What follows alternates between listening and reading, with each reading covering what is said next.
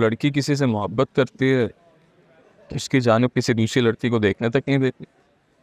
और तुम होगे सुबह से तुम्हें ये परेशानी खाई जा रही है कि नवाल क्यों नहीं है।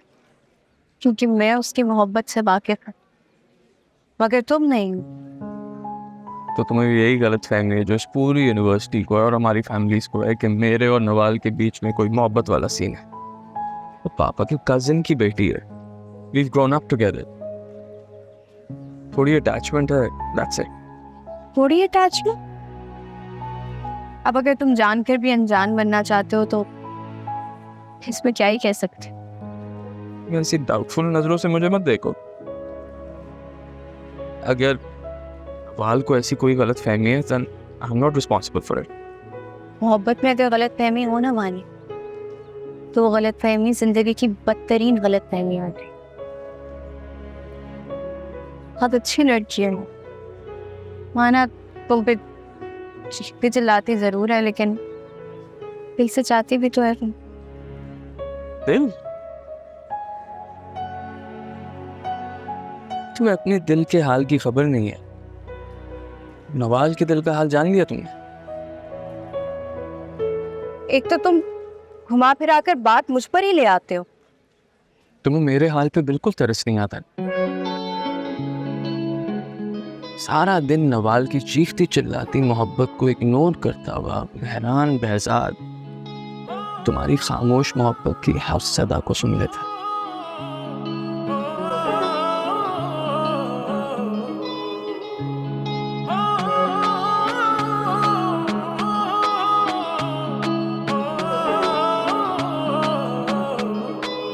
मैं तो डूबा हुआ रहता हूँ तेरी यादों में। मैं तो डूबा हुआ रहता हूँ तेरी यादों में।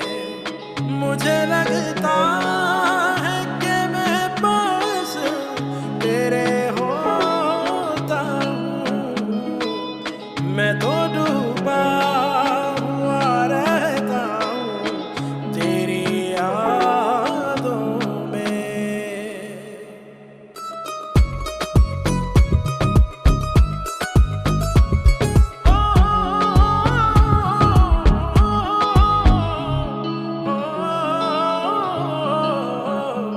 अस्सलाम वालेकुम पप्पू। वालेकुम अस्सलाम। जीते रहो जीते रहो। कैसे हैं आप? मैं तो ठीक हूँ। मैं आज ही तुम्हें टेलीफोन करने का सोच रही थी। इतने दिन गुजर जाते हैं तुमसे मिले। आप तो जानते हैं पप्पू, इधर आता हूँ तो नदामत चकड़ ले। ऐसा मत कहो बेटा। बहजाद मेरा बेटा है, लेकिन दानिया और तुमको मैं अपनी औलाद समझती हूँ। मेरे भाई ने अपनी आखिरी सातों में मुझसे यही कहा था कि मेरे हमजा और दानिया का ख्याल रखो। वो आपने तो बाबा से वादा उनकी ख्वाहिश से बढ़ के पूरा किया। अम्मी की वफात के बाद बाबा की जिंदगी में कभी माँ की कमी महसूस नहीं होनी थी, और बाबा के बाद तो माँ और बाप दोनों बन के दिखाया। कोई भी और होता तो कब के सारे नाते तोड़ चुका होता। कोई और क्यों होता? मैं हूं ना, है? मैं हूं। देखो बेटा, बहजाद और दानिया का रिश्ता नहीं चल पाया तो उसका ये मतलब तो नहीं है ना कि मैं अपने बाकी रिश्ते पे खत्म कर दूं। नहीं। अच्छा तुम बैठो, मैं चाय का क्या कर। अरे नहीं पप्पू, फिर कभी सही। मुझे आपसे कुछ बात करनी थी। सोचा कि बहजाद और मानी नहीं होंगे तो मुनासिब वक्त है। हाँ बेटा बोलो, क्या है? तानिया कुछ दिनों के लिए आई हुई है। प्लीज मानी से कहें कि कभी कभी माँ से आकर मिल लिया करें। मैं कहती हूँ बेटा, लेकिन नफरत की जो गिरें हैं ना वो बहुत पक्की हो गई है और अब खुल नहीं रही। ये कह रहे हैं तो आप और बहजाद ही खोल सकते हैं, और तानिया के लिए तो रूबी भी बहुत परेशान रहती है। ठीक है, मैं बात करूंगी मानी से। आप प्लीज उसे ये समझाएं कि जो होना था वो हो चुका है। एक बेटे की हैसियत से जितना वो बहजाद को चाहता है, बहजाद जितनी मोहब्बत ना सही, कम से कम मोहब्बत का जवाब मुस्कुरा कर तो दे सकता है। इतना तो हक बनता है तानिया का। प्लीज। ठीक कह रहे हो, तुम परेशान ना हो, मैं बात करूँ। Thank you. तब बारिश होगी। आओ बैठो।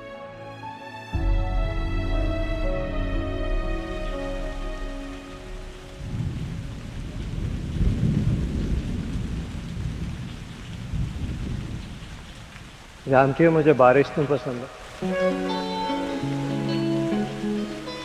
वो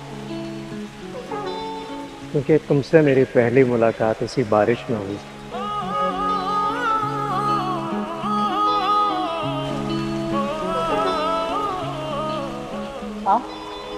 मैं तो डूबा हुआ रहता हूँ तेरी यादों में, मैं तो डूबा हुआ रहता हूँ तेरी यादों में।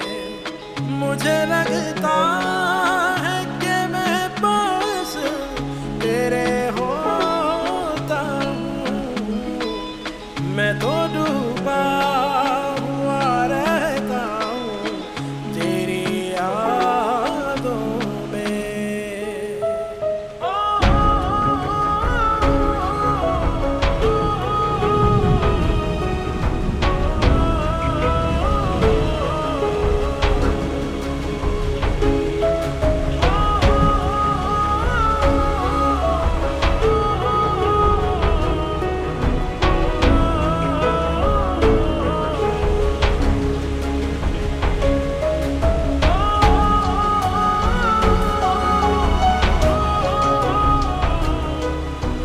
बेहजाद, बस करो बेटा, भीग गए हो बिल्कुल बारिश में। आ जाओ, आ जाओ अंदर।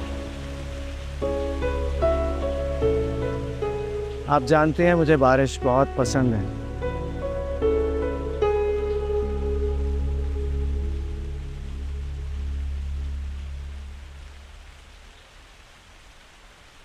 बारिश कहाँ बीमार करती है अम्मी। बीमार होने के लिए तो किसी की यादें, किसी का हिजर ही काफ़ी है। देखें, बिल्कुल ठीक हूँ मैं आपके सामने खड़ा हूँ, लेकिन अगर सच पूछें तो बारिश जब भी आती है मेरे लिए वो सारी यादें ले आती है जिन्हें मैं भूलना भी चाहूँ तो भुला नहीं पाता। हद बढ़ गया है। बारिश का आना वाज़ेह है, कानून फितरत है। जिंदगी हो या मौसम, जब घटन बढ़ जाए तो अल्लाह अपने कुदरत से बारिश कर देता। कहती थी ना, तब तक क्यों अकेले रहोगे, कोई फैसला कर लो। जब भी बारिश में तुम्हारी आंखें और लहजा भीग जाता है तो मुझसे बर्दाश्त नहीं होता।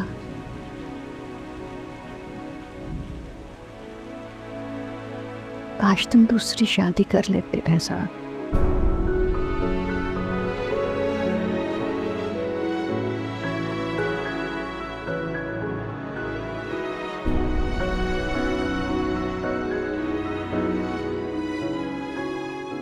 मौसम बहुत खुश्क है यार,